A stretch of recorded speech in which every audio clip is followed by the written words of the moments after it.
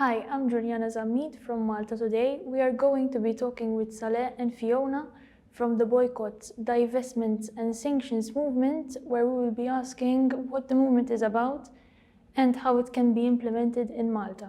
So, what is the movement and what are the goals? The BDS movement is a Palestinian-led, global, non-violent movement that calls for the boycott of Israel, divestment from it, and imposing sanctions against it until its system of illegal occupation, genocide, and apartheid is dismantled.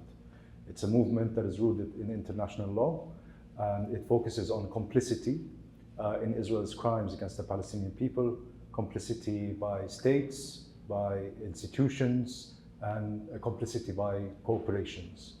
We devise campaigns to end this complicity, to hold Israel accountable, including by isolating it, just like how the apartheid regime in South Africa was isolated and eventually dismantled. And so the BDS movement is turning 20 years this year.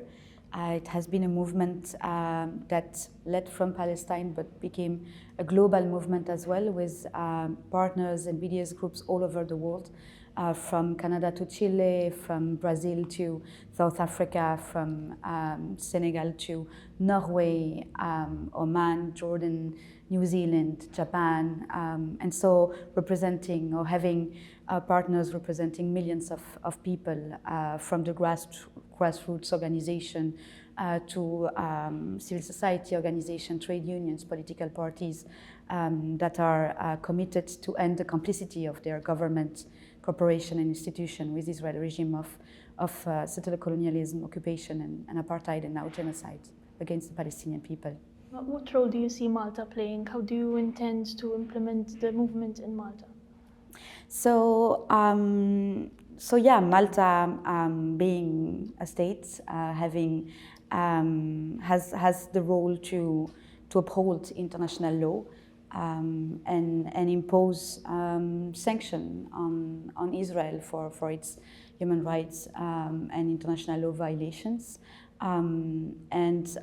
Definitely Malta has a role to play in different level, internationally in the UN and as a member of the UN General Assembly, but also at the EU level, for example, when it comes to the cancellation of the EU-Israel Association Agreement that is bringing together the EU and Israel in many different projects, both at the level of economic project, but also at the level of universities, etc.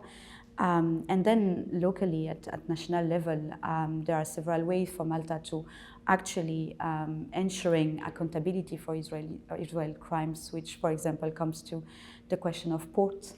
There are many boats that are coming, for example, from the US or other states, transporting dual-use items, military material, energy, to go to Israel and being used in the ongoing genocide against the indigenous Palestinian people. And so Malta has been playing important role in denying, for example, the entrance of some boats to its ports and territorial waters. And the idea is indeed to ensure that this is sustainable, sustaining in the legal framework as well of Malta, and then just ensuring at some point that Malta is basically upholding international law and somehow joining different states, and I think Saleh can talk about it, but joining different states around the world, including from Global South, smaller nation included to basically ensuring and safeguards multilateralism grounded into international law, because we can definitely see Israel's impunity not only for the last 16 months while implementing a genocide, but also for the last 76 years as a threat for the international law system as a whole. Yeah, and we're here hosted by partners in Malta who are demanding of the Maltese government to uphold obligations under international law. Over the past couple of years, especially as Israel started the first live stream genocide against 2.3 million Palestinians in the besieged and occupied Gaza Strip, we've seen some very significant developments at the level of international law. First, it was the case that was brought by South Africa against Israel, charging it with genocide in the International Court of Justice.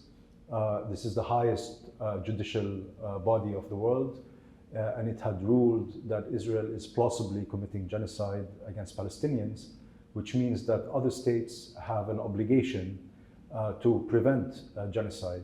This means that states like Malta should ensure that its territorial waters, its flag, its ports are not used by ships that are carrying weapons to Israel to carry out the genocide and in further entrench the apartheid against Palestinians. But also the International Court of Justice has determined that Israel's presence in the occupied Palestinian territories, both the military occupation and the settlements, which are a war crime, are illegal and must end as rapidly as possible. And it has also found Israel guilty of apartheid against Palestinians. This also triggers obligations by states, including Malta, to ensure that they don't render aid and assistance to Israel and actually proactively work to hold Israel accountable according to international law.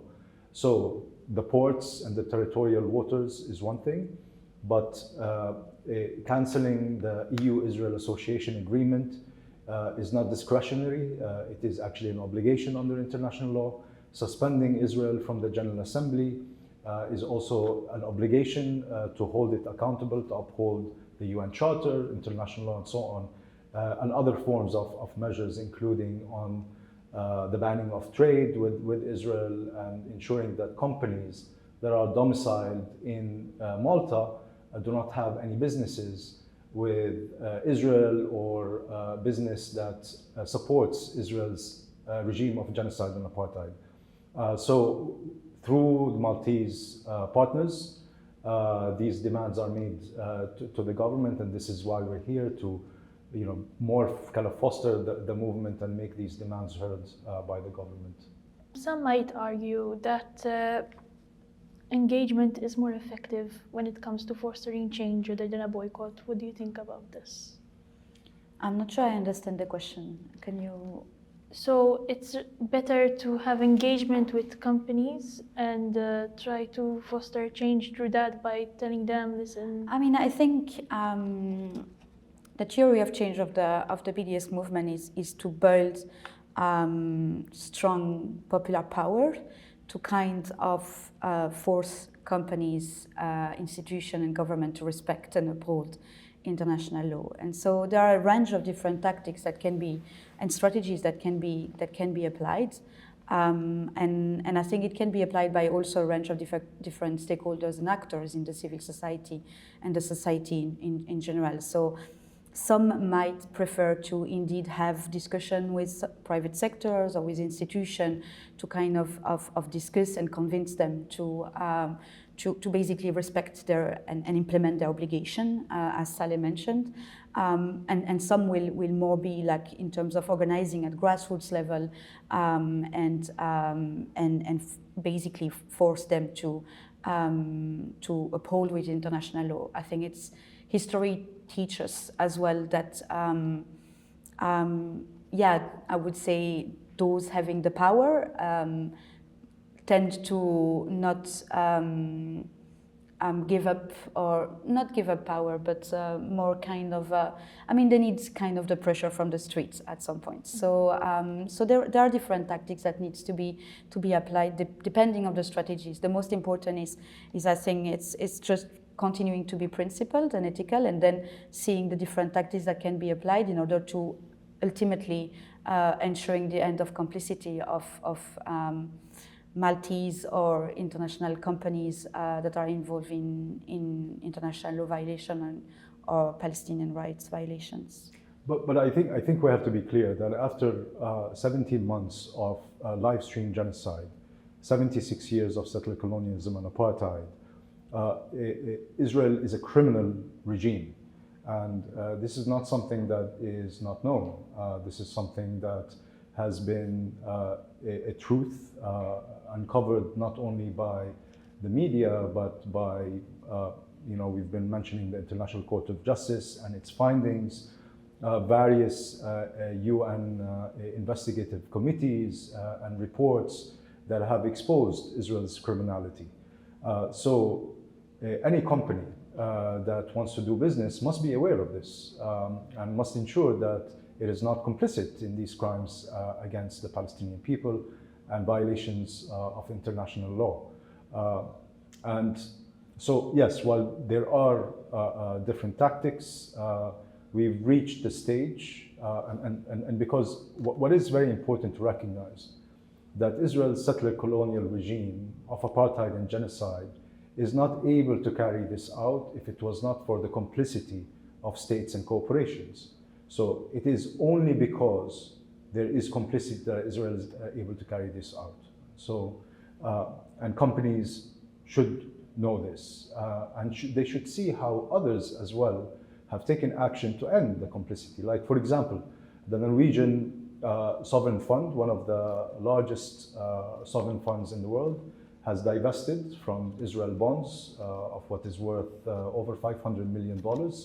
It has divested from Israel's telecommunication company, Basic. It has also divested from the bulldozer company, Caterpillar, for its involvement in war crimes and crimes against humanity against Palestinians.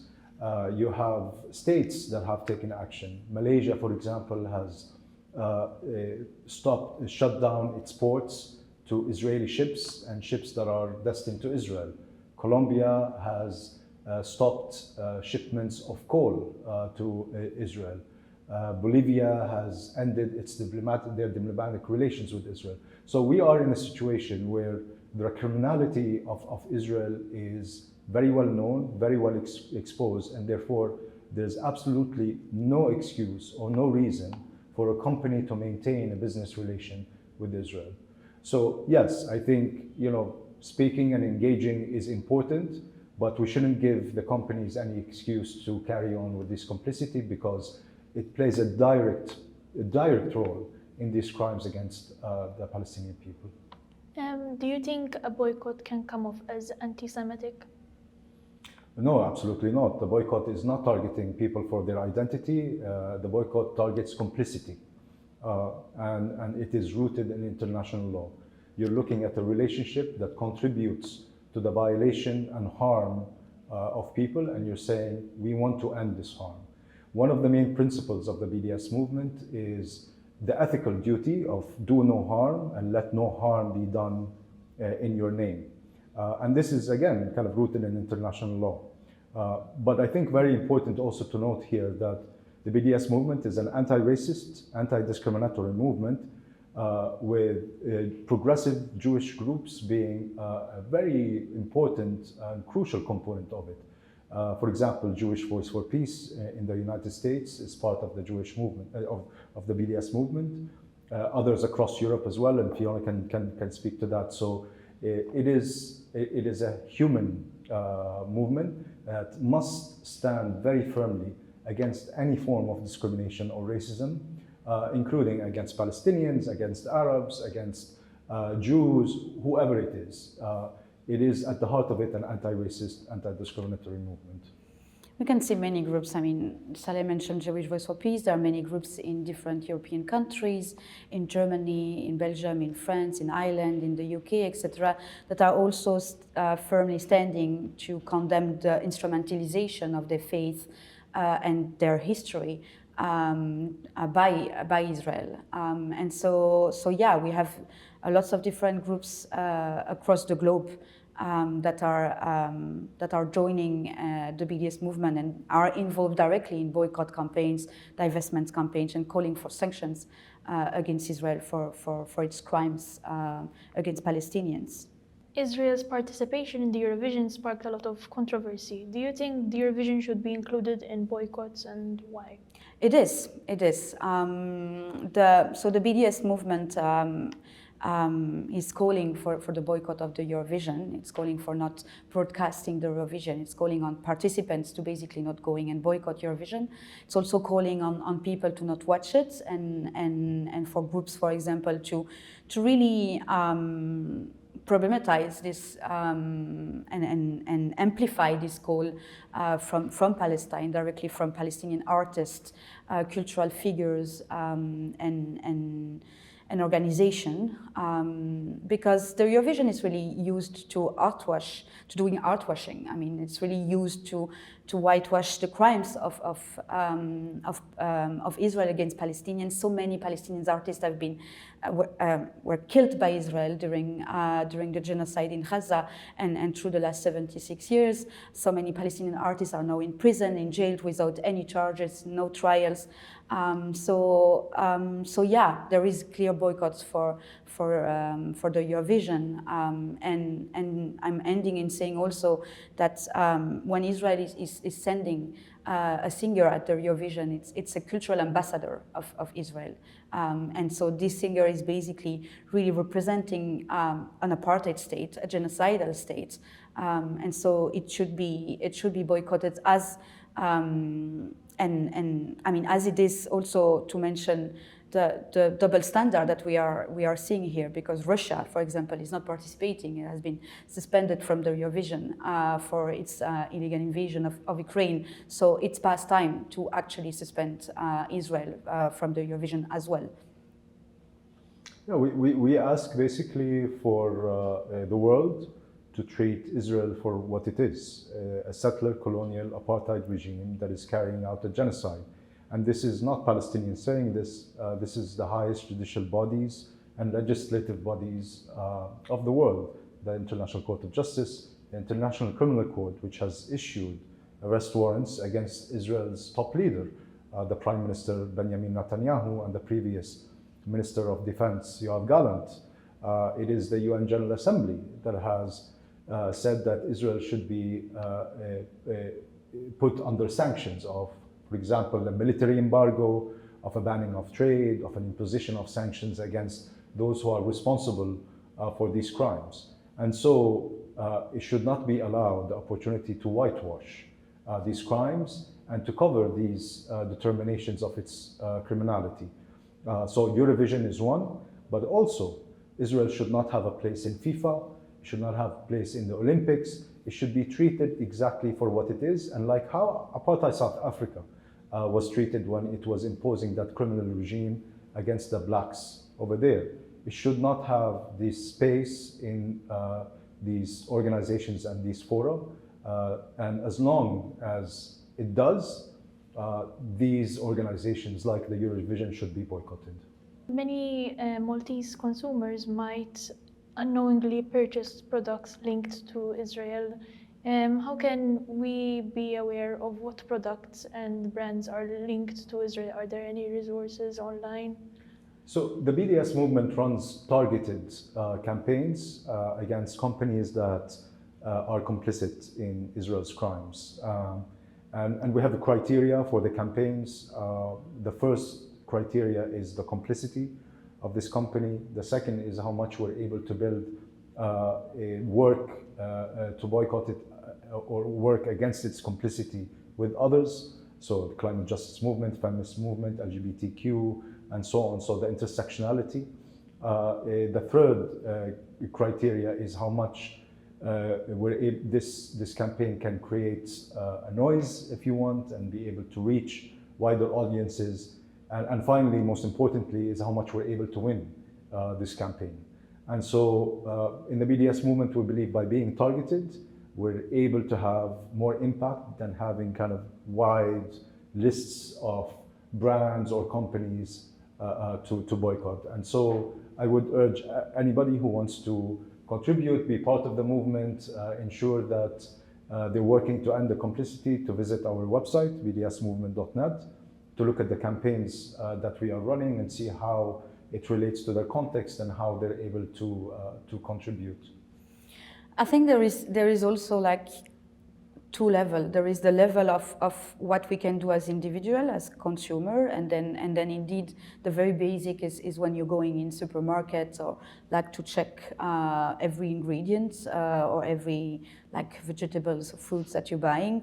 And then check the list of the priority targets that we have. And then what is more important is to get organized. And there are different movements, different coalitions, different grassroots groups, collective here in Malta that are organizing protests, organizing campaigns, targeting this specific corporation or institution that are complicit.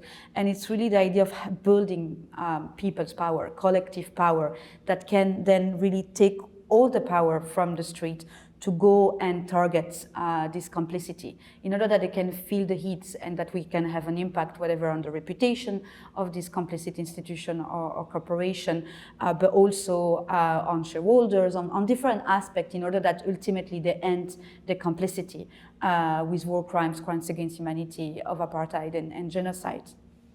If I may also just to encourage everybody that we are now working with an app that you can download on your phone. It's called the boycott, so B-O-Y-CAT, C-A-T, and you can scan the barcode of different products, and it will be able to give you information with regards to the complicity of the company in Israel's crimes against the Palestinian people. But it also provides you an opportunity to upload information in case if you have evidence, and I think very important to highlight here that our campaigns are evidence-based. We don't run a campaign without, fully researching and exposing the level of complicity. And so this app that we're partnering with is, I hope, a very useful tool to people, to be able to use on kind of a day-to-day basis. Thank you very much for joining us today. Be sure to listen to us on social media, Instagram, Facebook, and Spotify.